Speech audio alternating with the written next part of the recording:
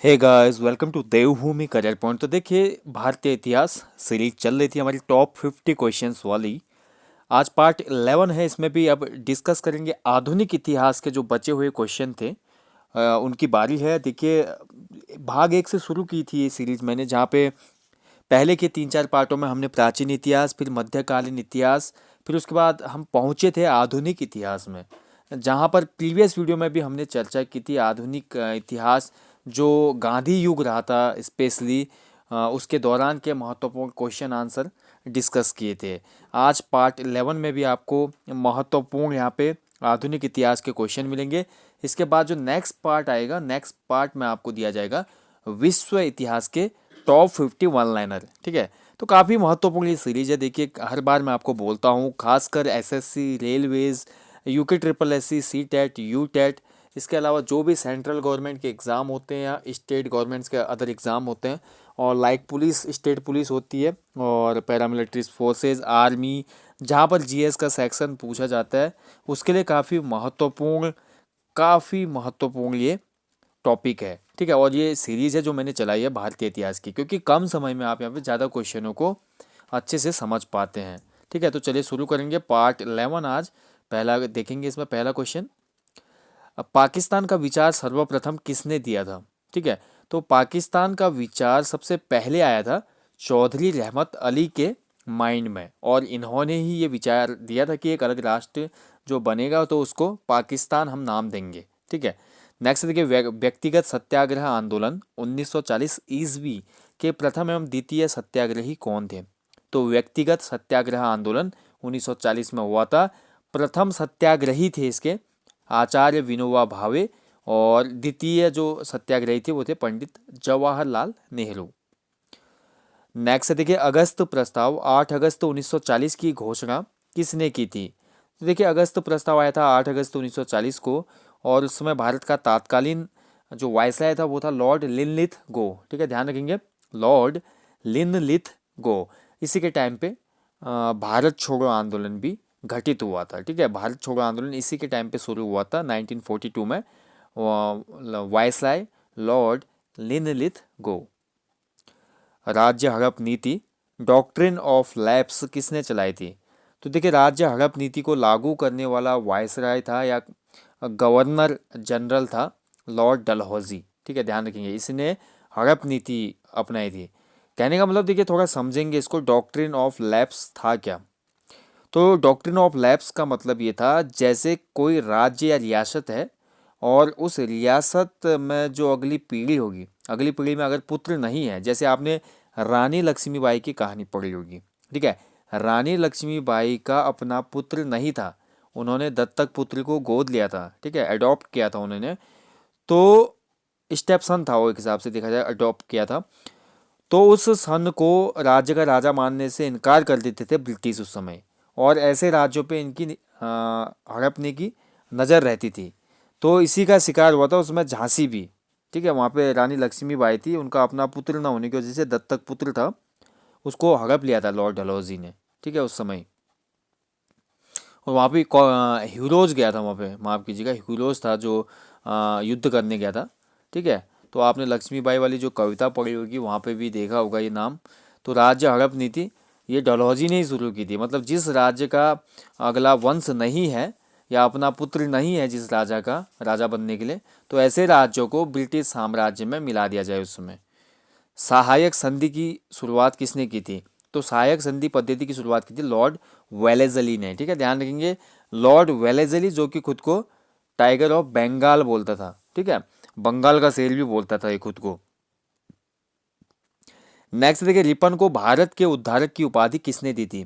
तो Lord Ripon, देखिए काफ़ी जाना जाता है इसको, अपने यहाँ पे जो भी प्रशासनिक कार्य किए इसने। ठीक है, काफ़ी अच्छे कार्य थे, और इसको भारत का उद्धारक बोला था फ्लोरेंस नाइटेंगल ने। ठीक है, ध्यान रखेंगे, फ्लोरेंस नाइटेंगल, ये पेशे से नर्स थी फ्लोरेंस नाइटेंगल। ठीक है, और क्रीमा युद्ध जब हुआ था वहाँ पे इन्होंने युद्ध स्थल पर जा जाकर घायलों की मदद की थी। ठीक है, तो तभी इनको नाइटेंगल बोला जाता है, और इनको उपाधि भी दी गई थी। ठीक है, जैसे हम यहाँ पे हमारे जैसे इंडिया की नाइटिंगेल बोलते हैं तो वो सरोजनी नायडू के लिए यूज़ करते हैं। और ऐसे ही फ्लोरेंस नाइटिंगेल को भी काफ़ी यहाँ पे उपनाम दिए गए थे युद्ध में घायलों की मदद करने हेतु। ठीक है। और इसी ने बोला था भारत का उद्धारक लॉर्ड रिपन को। गांधी जी ने किस आंदोलन में करो या मरो का नारा दिया था? ठीक है। तो करो या मरो, डू और डाई का नारा गांधी जी ने दिया था लीव इंडिया मूवमेंट में। ठीक है, मतलब भारत छोड़ो आंदोलन में। इसकी आधिकारिक शुरुआत हुई थी 9 अगस्त 1942 को। ठीक है। और ये बम्बई से शुरू हुआ था। भारत सरकार अधिनियम पास किया गया था। तो देखिए, भारत सरकार अधिनियम पास हुआ था 1935 में। भारत के स्वतंत्रता के समय ब्रिटेन के प्रधानमंत्री कौन थे? ठीक है। तो भारत को जब स्वतंत्रता मिली थी उस समय ब्रिटेन के प्रधानमंत्री थे क्लीमेंट एटली। ठीक है, क्लीमेंट एटली। और ये लेबर पार्टी से बिलोंग करते थे। ठीक है, लेबर पार्टी के ये नेता थे। बिना ताज का बादशाह किसे कहा जाता है? ठीक है। तो बिना ताज का बादशाह बोला जाता है सुरेंद्र नाथ बनर्जी को। भारतीय हरिजन संघ की स्थापना किसने की थी? तो भारतीय हरिजन संघ की स्थापना की महात्मा गांधी ने। भारत का बिस्मार्क किसे बोला जाता है? ठीक है। तो भारत का बिस्मार्क या आयरन मैन ऑफ इंडिया ये सरदार वल्लभ भाई पटेल जी के लिए यूज होता है। भारत भारतीयों के लिए है। ठीक है। भारत भारतीयों के लिए ये नारा किसने दिया? ठीक है। तो भारत भारतीयों के लिए नारा दिया आर्य समाज ने। पूर्ण स्वतंत्रता की मांग का प्रस्ताव कब रखा गया था? तो पूर्ण स्वतंत्रता की मांग का प्रस्ताव रखा गया लाहौर अधिवेशन 1929 में। ठीक है। हर्मिट ऑफ शिमला किसे कहा जाता है? तो हर्मिट ऑफ शिमला के नाम से फेमस थे ए ओ ह्यूम। और ए ओ ह्यूम मूलतः स्कॉटलैंड के निवासी थे। ठीक है। और कांग्रेस को स्थापित करने, मतलब कांग्रेस के जनक भी बोल सकते हैं इनको, ए ओ ह्यूम। अगला देखिए, धन निष्कासन के सिद्धांत को किसने प्रतिपादित किया था? ठीक है। तो धन निष्कासन का सिद्धांत बताया दादा भाई नेहरूजी ने। ठीक है। इन्होंने बताया कि किस तरह अंग्रेज यहाँ से पैसा लूट कर ले जा रहे हैं अपने देश में। बंगाल में अनुशीलन समिति का गठन किया था किसने? तो बंगाल में अनुशीलन समिति गठित की थी वीरेंद्र घोष ने। मोपला विद्रोह मालाबार केरल में कब हुआ था? तो मोपला विद्रोह मालाबार केरल में हुआ था ये 1921 में। मुंडा विद्रोह के नेतृत्वकर्ता कौन थे? तो मुंडा विद्रोह के नेतृत्वकर्ता थे बिरसा मुंडा। 1857 के विद्रोह के ठीक बाद बंगाल में कौन सा विद्रोह हुआ? तो देखिए, 1857 के विद्रोह के तुरंत बाद बंगाल में नील विद्रोह हुआ था। पहला कारखाना अधिनियम कब पारित हुआ था? तो पहला कारखाना अधिनियम पारित हुआ 1881 में। और इसमें भारत का गवर्नर जनरल या वायसराय था लॉर्ड रिपन। ठीक है, ध्यान रखेंगे। ये काफ़ी महत्वपूर्ण है कि पहला कारखाना अधिनियम किसके शासनकाल में पारित हुआ था। ऐसे ये काफ़ी बारी क्वेश्चन बना है, तो आपको याद रखना है पहला कारखाना अधिनियम 1881, उसमें लॉर्ड रिपन था वायसराय। भारत एक राष्ट्र नहीं दो राष्ट्र हैं, यह किसका कथन है? तो देखिए, ये कथन बोला था कि भारत एक राष्ट्र नहीं दो राष्ट्र हैं, मोहम्मद अली जिन्ना ने बोला था। ठीक है, इन्होंने ही पाकिस्तान की प्रत्यक्ष मांग की थी 1940 में।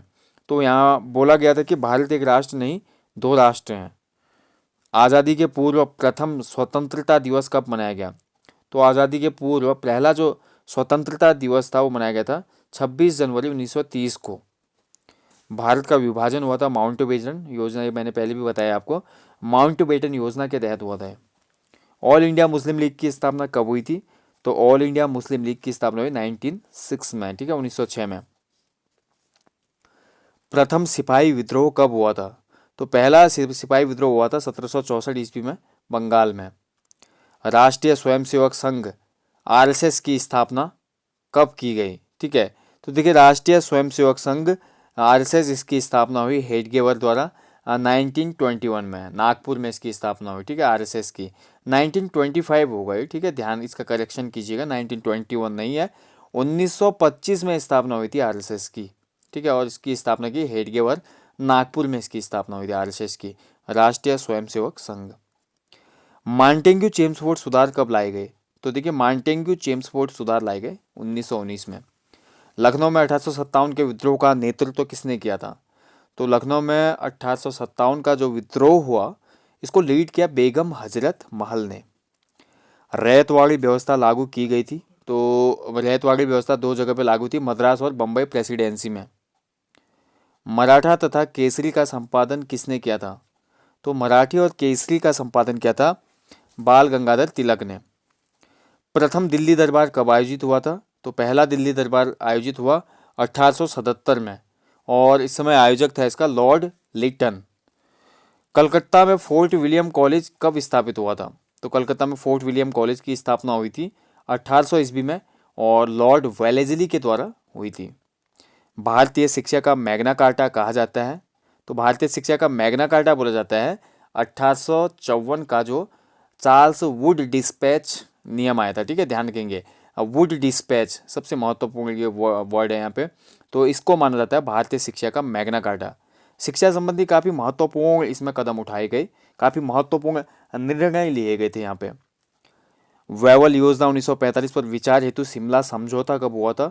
तो शिमला समझौता हुआ था 25 जून 1945 को। वेवल योजना पर संस्तुति के लिए हुआ था ये। कांग्रेसों को चापलूसों का सम्मेलन किसने कहा था? तो कांग्रेस को चापलूसों का सम्मेलन बोला था बाल गंगाधर तिलक ने। वैद समाज की स्थापना किसने की थी? तो वैद समाज की स्थापना की श्रीधरालु नायडू जी ने 1864 में मद्रास में। आदि ब्रह्म समाज की स्थापना किसने की थी? तो आदि ब्रह्म समाज की स्थापना की केशव चंद्र सेन ने 1865 में। मोहम्मद अली जिन्ना को कायदे आजम नाम से संबोधित किसने किया? तो मोहम्मद अली जिन्ना को बोला जाता है कायदे आजम, और ये उपाधि दी ने महात्मा गांधी ने। प्रिंस ऑफ वेल्स भारत की यात्रा पे कब आए थे? तो भारत की यात्रा पे आया प्रिंस ऑफ वेल्स अप्रैल 1921 में। ठीक है, 1921 में। तृतीय गोलमेज सम्मेलन कब हुआ था? तो तीसरा गोलमेज सम्मेलन हुआ था 17 नवंबर 1932 को। ठीक है, सो गाइज ये था आज हिस्ट्री टॉप 50 पार्ट 11, जहाँ पे जाना हमने आधुनिक इतिहास के कुछ और महत्वपूर्ण वन लाइनर। ठीक है, और जैसा कि गाइज आपको मैं बता दूं कि आप मुझे अनअकैडमी लर्निंग ऐप पर भी फॉलो कर सकते हैं, क्योंकि वहाँ पर भी मेरे वरीयस उत्तराखंड जीके और अन्य जीके के टॉपिक और सामान्य हिंदी के कोर्स चल रहे हैं। तो अनअकैडमी पर भी फॉलो कीजिए और इन कोर्सेज का लाभ उठाइए गाइज। नेक्स्ट पार्ट में मैं आपको बता रहा हूँ कि जल्दी मैं आपको विश्व इतिहास के क्वेश्चन देने वाला हूँ, तो बने रहिए इस सीरीज के साथ, क्योंकि काफ़ी महत्वपूर्ण सीरीज है सभी एग्जाम्स के लिए। ठीक है, चैनल को सब्सक्राइब कीजिए, लाइक कीजिए, कमेंट कीजिए। कोई भी अगर पर्सनल क्वेश्चन होता है तो आप हमारे फेसबुक पेज पे मेरे को मैसेज कर सकते हैं, मैं जल्दी ही आपका रिप्लाई करूँगा। So thank you for watching guys, अपना ध्यान रखें। जल्दी ही विज्ञप्ति निकलने वाली है, उत्तराखंड पुलिस की आपको विज्ञप्ति देखने को मिलेगी, तो आप अपनी स्टडी बिल्कुल ना छोड़ें, मेहनत करते रहें। ठीक है, थैंक यू फॉर वॉचिंग। जय हिंद, वंदे मातरम।